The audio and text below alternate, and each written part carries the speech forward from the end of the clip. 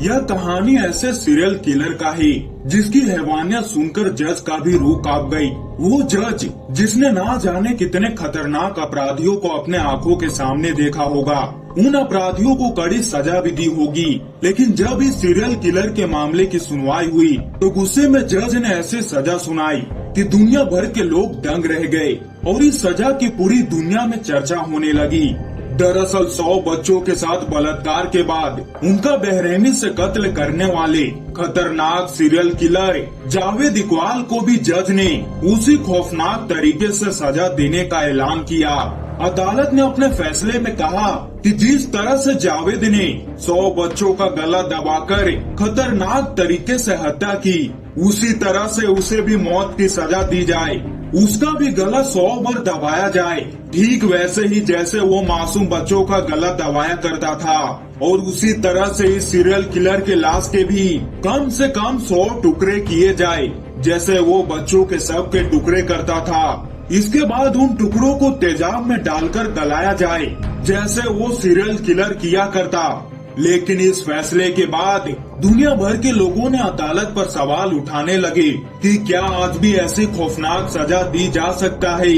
आखिरकार दुनिया भर में सवाल उठाए जाने पर इस सीरियल किलर की सजा को लेकर कोर्ट को अपना फैसला बदलना पड़ा और उसके बाद उस खतरनाक सीरियल किलर को फांसी की सजा दिए जाने का ऐलान हुआ।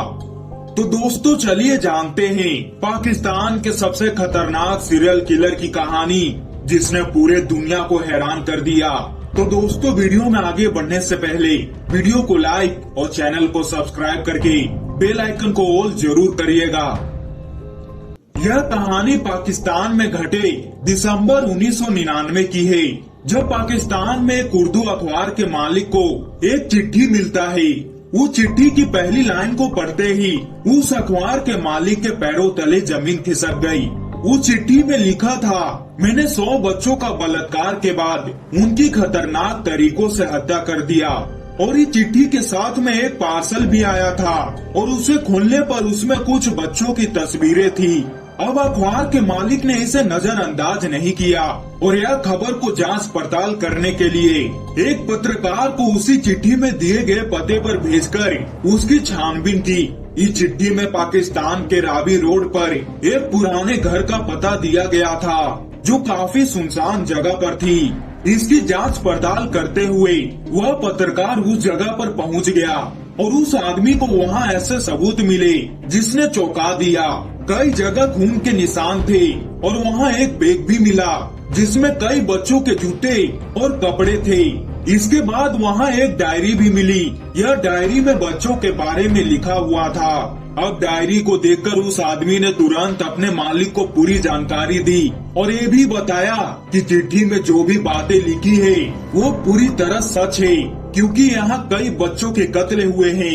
ये सुनते ही मालिक ने तुरंत इसके बारे में पुलिस को जानकारी दी और इसके बाद पुलिस ने इसे गंभीरता से लेते हुए छानबीन करने उस जगह पहुंच गई। अब पुलिस की मौजूदगी में जब वहां छानबीन शुरू हुआ तब वहां पहले 2 बच्चों के कंकाल मिले। पास में बड़ा सा एक कंटेनर भी मिला। वो कंटेनर तेजाब से भरा हुआ था। वहां की दीवारों पर लिखा हुआ था कि सारे मर्डर की जानकारी एक डायरी में है, जो मैंने कमरे में रख दिया है। अब मैं रावी नदी में कूदकर मरने जा रहा हूँ। अब ये लाइन पढ़ते ही पुलिस उसे दबोचने के लिए रावी नदी की तरफ भागी, लेकिन वहाँ कोई नहीं मिला। पुलिस ने काफी देर तक तलाश की और इसके बाद हजारों की संख्या में आर्मी और पुलिस को बुलाकर उसकी तलाश शुरू कर दिया। कहा जाता है कि उस सीरियल किलर को दबोचने के लिए पाकिस्तान के पुलिस ने उस साल का सबसे बड़ा सर्च ऑपरेशन चलाया था, लेकिन इसके बाद भी पाकिस्तानी पुलिस उस सीरियल किलर को पकड़ नहीं पाई। लेकिन एक दिन अचानक उसी उर्दू अखबार के ऑफिस में एक आदमी आता है। इस आदमी ने अखबार को अपना परिचय दिया कि मैं जावेद इकबाल हूँ। मैं वही हूँ जिसने लेटर भेजकर 100 बच्चों को मारने की बात कही थी। उधर पुलिस को सूचना मिलते ही अखबार के दफ्तर पहुंच गई और पुलिस ने उसे दबोच लिया। लेकिन अब पाकिस्तानी पुलिस के सामने कई चुनौती थी कि आखिर यही वो जावेद इकबाल है या कोई और। इसने किन बच्चों को मारा है और क्यों मारा है, और बच्चों को मारने के पीछे वजह क्या है। ऐसे कई चुनौती पुलिस के सामने थी।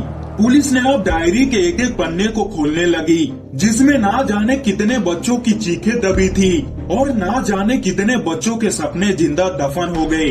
पुलिस ने जब उससे पूछताछ शुरू की तब उसकी पहली लाइन यही थी, मैं ही जावेद इकबाल हूँ, 100 बच्चों का कातिल हूँ।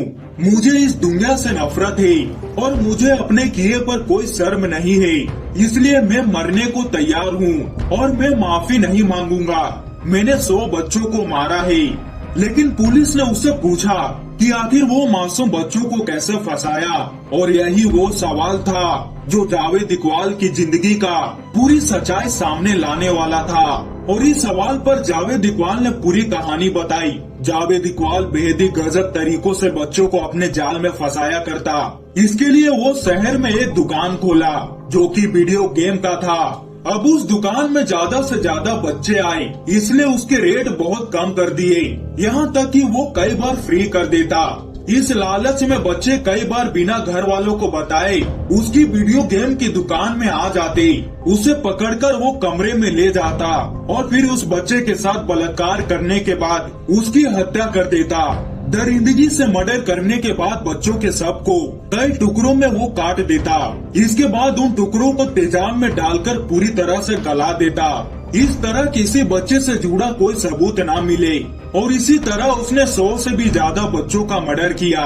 और इस तरह उसके बयान के बाद पुलिस ने मारे गए बच्चों से जुड़े सबूत जुटाए और उसके बयान के आधार पर कोर्ट में पेश किया गया, जिसके बाद पाकिस्तान के कोर्ट ने 16 मार्च 2000 को सजाए मौत का फैसला सुनाया। और जज ने फैसले में कहा था कि दोषी करार दिए गए जावेद का भी 100 बार गला दबाया जाए और फिर मौत के बाद लाश के 100 टुकड़े किए जाए। हालांकि जब इस फैसले का विरोध दुनिया भर के कई देशों में होने लगा तो इसे बदलकर फांसी की सजा देने का ऐलान किया गया। तो दोस्तों, ये थी पाकिस्तान की सबसे खतरनाक दरिंदे की कहानी, जिसने पूरे पाकिस्तान को हिलाकर रख दिया। तो दोस्तों, इस दरिंदे पर आपकी क्या राय है, कमेंट करके जरूर बताइएगा। और दोस्तों, वीडियो को लाइक और चैनल को सब्सक्राइब करके बेल आइकन को ऑल जरूर करिएगा, ताकि हमारी ऐसे नॉलेजेबल वीडियो सबसे पहले आप तक पहुंच पाए।